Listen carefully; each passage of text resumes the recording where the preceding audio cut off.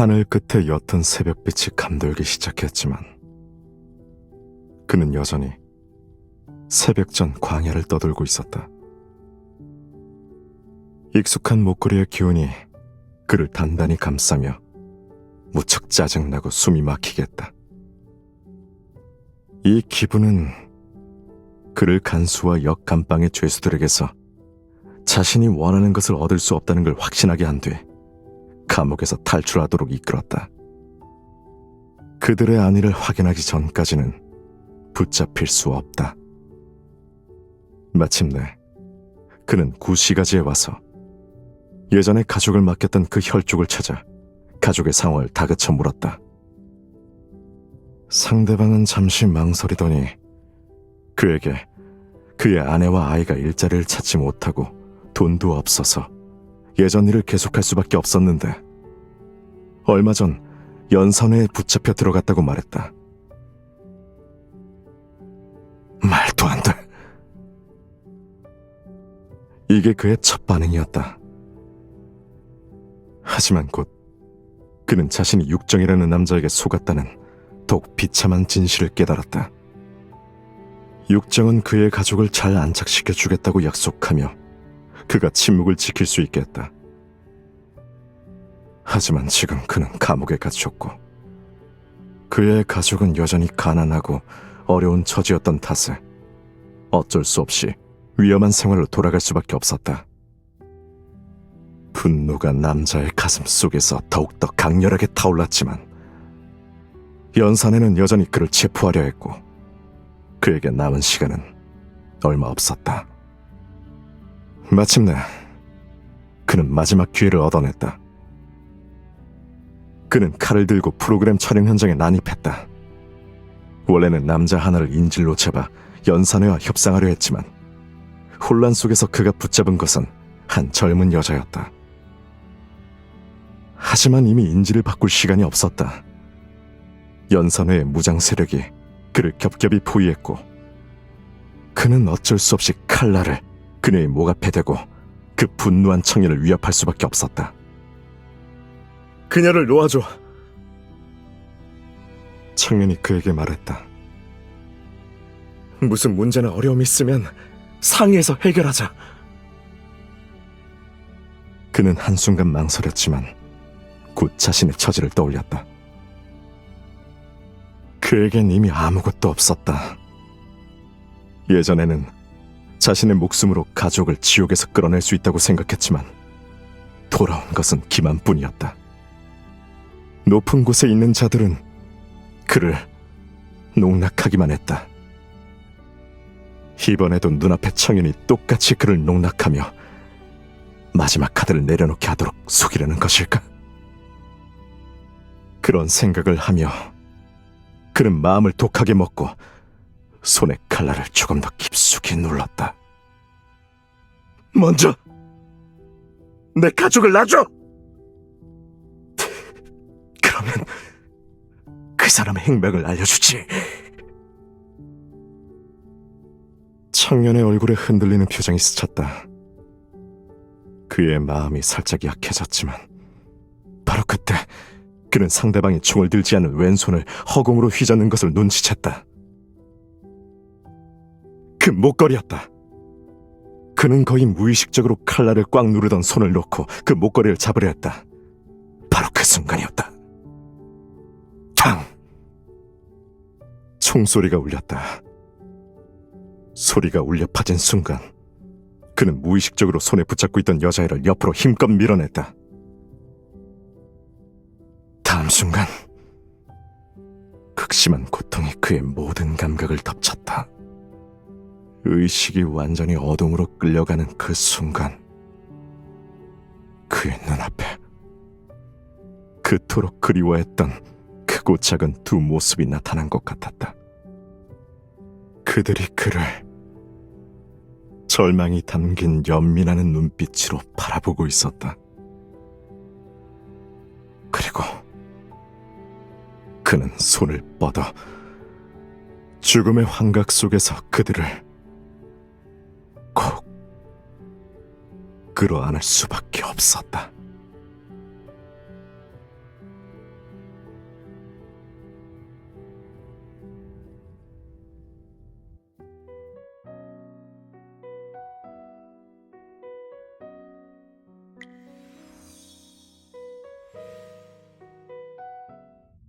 그는 많은 의문을 품었었지만 아무도 그의 말을 들어주고 답을 알려주려 하지 않았다. 손에 든 망원경을 내려놓고 그는 들어주는 이가 없던 그 질문들을 떠올렸다. 그는 예전에 자신을 떠난 사람들에게 왜 자신을 버렸는지 묻고 싶었다. 그는 가장 먼저 아버지라고 불러야 할 그 남자에게서 답을 찾으려 했다. 그래서 오랫동안 그를 찾았지만 모든 사람이 그의 아버지는 이미 죽었다고 말했다. 하지만 그는 믿지 않았다. 그리고 그 남자가 마지막으로 나타난 곳이 바로 연산회였다. 소녀는 몇 걸음 만에 담을 타고 올라 연산회 안으로 들어갔고 재빠른 몸짓으로 복도 곳곳에 설치된 감시 카메라를 피해 다녔다. 곧 그는 CCTV실에 동영상이 보관된 줄줄이 늘어선 서류함 속에서 자신에게 필요한 그 테이프를 찾아냈다. 바로 그때 갑작스러운 소음이 정막을 깨뜨렸다. 그는 재빨리 테이프를 주머니에 넣고 철수하려 했지만 문 앞에서 예상치 못한 사람과 마주쳤다. 정신을 차렸을 때 그의 손은 이미 여자의 목을 꽉 움켜쥐고 벽에 밀어붙이고 있었다. 그녀는 그저 그를 버렸던 또 다른 사람일 뿐이었다. 연약한 혈관이 그의 손 아래에서 뛰고 있었다. 그와 동시에 밖에서 들려오는 어수선한 발걸음 소리도 점점 가까워졌다. 그를 바라보는 여자의 눈빛 속에선 온갖 감정이 오가더니 결국엔 순수한 부드러움이 떠올랐다.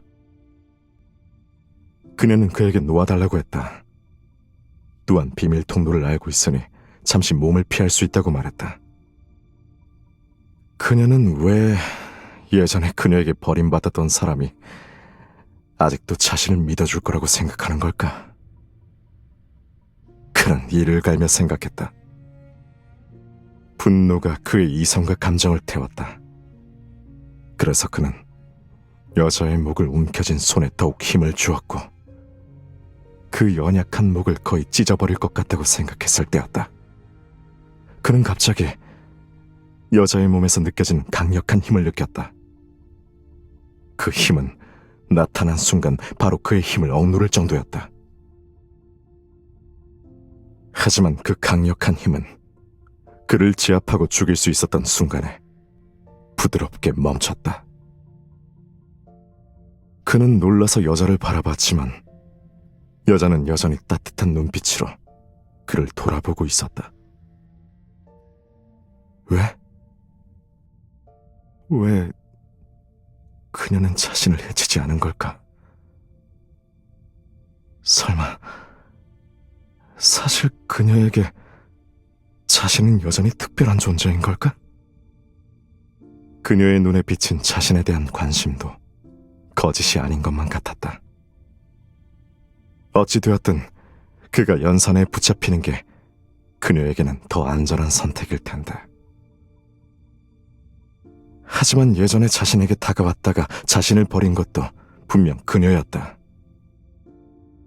혼란스러운 마음은 실마리를 찾을 수 없는 실타래 같았다. 그는 답을 찾을 수 없었다. 실타래의 시작점은 그녀의 손에 묶여있기 때문이었다. 여자는 그의 갈등을 깨닫지 못했다. 그녀는 그가 손을 놓은 다음 순간 그의 손을 덥석 잡았다. 폐기된 비상 통로는 비좁고 어둑했다. 그들은 어쩔 수 없이 바짝 붙어 있어야 했지만 그는 이미 밖의 기척을 신경 쓸 여유가 없었다. 마침내 그는 마음속 갈등을 견디지 못하고 입을 열어 여자에게 왜 자신을 구해주었는지 물었다. 여자는 그저 그를 흘끗 바라보기만 했다. 아무래도 대답하고 싶지 않은 듯했다. 그 어둠 속 흐릿한 눈빛이 그의 마음을 더욱 불안하게 만들었다.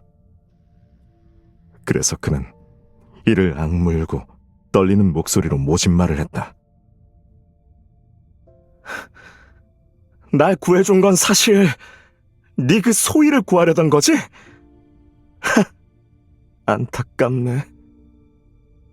그는 이미 내가 죽였거든. 거짓말. 상대방이 차분하게 반박했다. 그가 아직 살아있다면 어떻게 내가 지금처럼 이 몸을 완전히 지배할 수 있었겠어? 여자는 잠시 침묵하더니 다시 고개를 돌릴 때 주머니에서 무언가를 꺼내 그의 눈앞에서 손바닥을 펼쳤다. 브로치였다. 그가 내게 브로치를 고쳐준 걸 봤어. 여자의 말이 끝나자마자 그의 마음속에서 단단히 닫혀있던 문에 갑자기 틈이 벌어졌다. 몸 깊숙이 숨겨져 있던 또 다른 영혼이 수면으로 떠올랐고 깨어나는 순간 몸의 지배권을 거칠게 빼앗았다. 그리고 그는 다시 한번 어둠 속에 빠졌다.